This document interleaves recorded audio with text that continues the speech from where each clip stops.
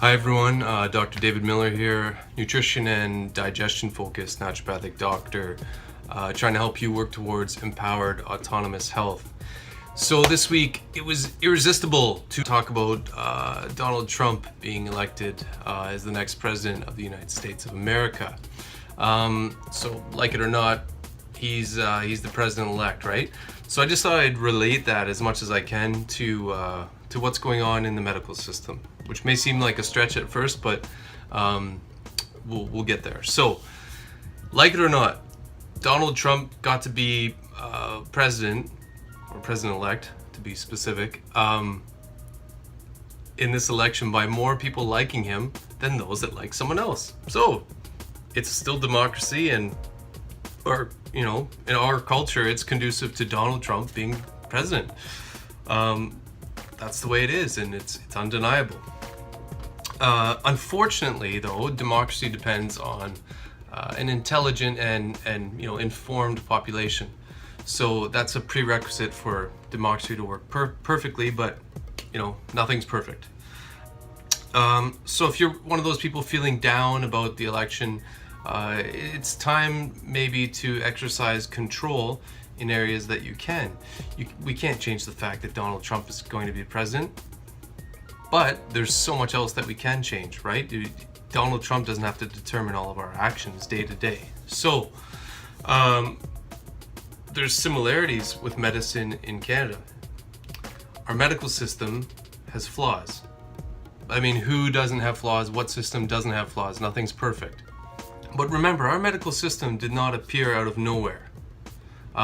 It could use a bit of refining like Donald Trump, but it didn't appear out of nowhere, and it didn't appear for no reason. Now, we could also say it still does what it always has done well, really well, namely acute and emergency care. There's nothing like Western medicine. It's the best. But what we have to do is assume some responsibility for our health and seek out the advice of experts now, because the system which worked well in different conditions doesn't necessarily work as well in different conditions now that have evolved. So there are many things that we can do to control our health outcomes. I was looking at a paper in a medical journal from 2008 saying cancer is a preventable disease that requires serious lifestyle changes. That's a heavy-hitting title, but that's in a medical journal from 2008, fairly recent and published journal. This is not naturopathic propaganda. This is the way things are. We can change a lot of our outcomes, including cancer, to a great degree.